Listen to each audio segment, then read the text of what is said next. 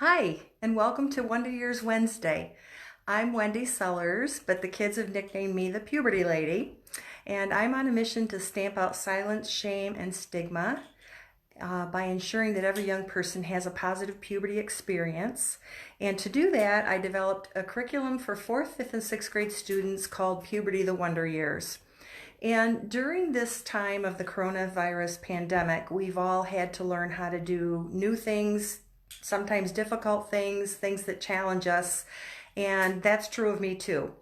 And so I am doing this weekly series every Wednesday at 4 because I really want to support all of you educators who are trying to figure out how to teach puberty education using distance learning strategies. And I also would like to support all of you parents who have overnight had to become homeschoolers.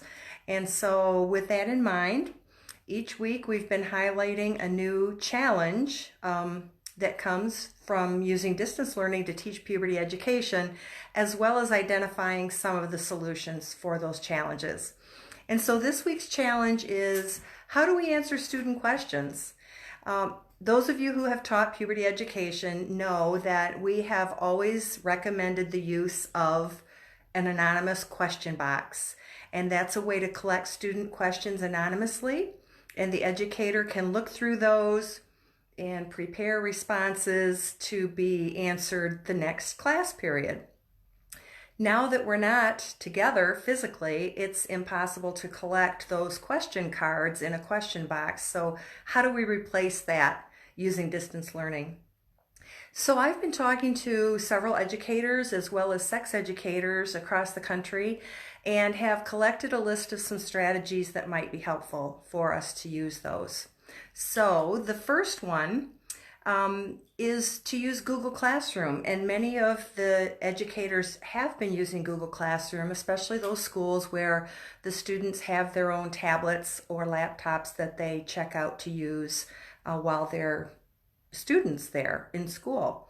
And so using the Google Classroom, you can ask the students to complete an exit ticket, and the exit ticket can be anything you want, but for puberty class, one thing that they learned or one thing that they really liked about the class that day. And so they would have to turn that in at the end of puberty class. And another strategy is you can actually create a Google form and have some questions that the students would fill in, and those forms can be turned back into the educator, and that is an anonymous way to collect the students' questions. So using Google Form is a good way. A third way to do this is one that many teachers are already using, and that is teachers have wanted to have a phone number so that they could communicate with their students and their families during this time of the pandemic, and yet not give their personal phone number out. And so you can get a Google phone number, and that Google phone number can be dedicated just for use with your students and their families, and that way you have like a business number, a teacher number, and don't have to use your private phone number for class. Once you get a Google phone number, those calls can be forwarded to your regular smartphone or your laptop, and you can have the students text their questions to you following class.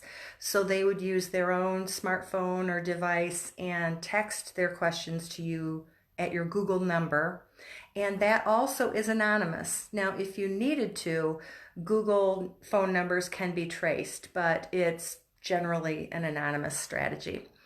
Another strategy that is fun to use is to use an app called Padlet. And in Padlet, students can actually type in their questions, and the teacher can collect those and actually print them off and work on getting the answers ready to share the next class period. Another strategy is some schools have subscriptions to SurveyMonkey, and that's a great way to send out a survey after your class and have the students respond to the survey by writing in their questions in one of the fields.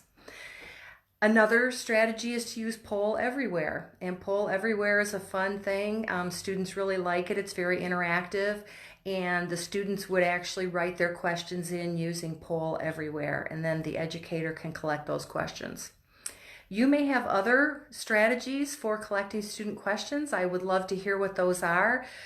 Which ones have worked, which ones haven't worked. Please type those into the chat box, and I would be really excited to learn about what strategies you like and what has worked for you. And when you have the students submit their questions after each of the puberty classes, it's really important that you, no matter what strategy you've used to collect those, that you answer them to the whole class the next time you're together.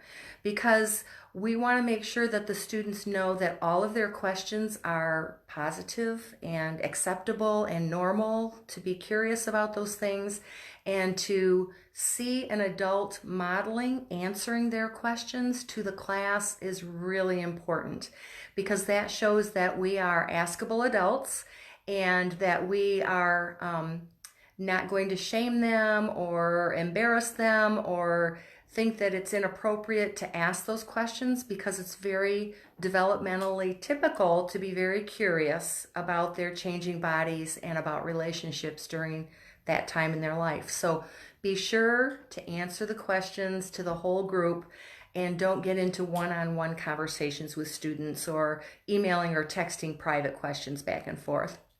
And then also, I just want to remind you that this is a very traumatic time. Many of your students and their families are experiencing trauma now, and they may have had trauma in the past, which makes it even harder.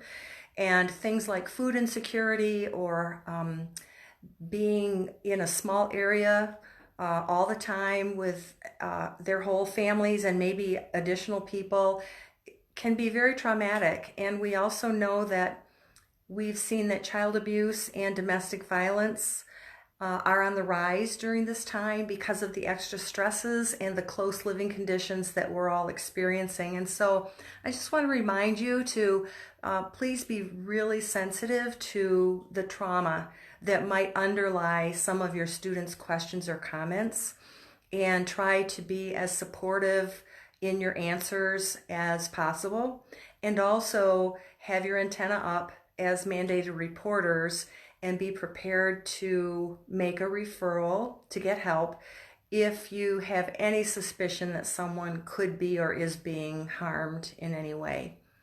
And with anonymous questions, sometimes that's challenging, but what I've done is, if I have a question in the question box or using one of these strategies, ask the students to contact me one-on-one in private to learn more about the answer to their question if it's a question that raises some sensitivity, and hopefully the student will then contact you so you can talk more about that.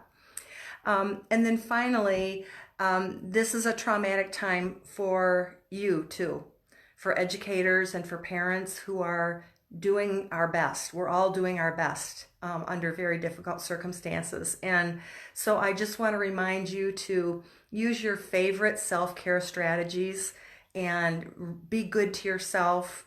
And, you know, if your cup isn't full enough, you can't give to anyone else. And so I hope that you will take some time and just do that tender self-care.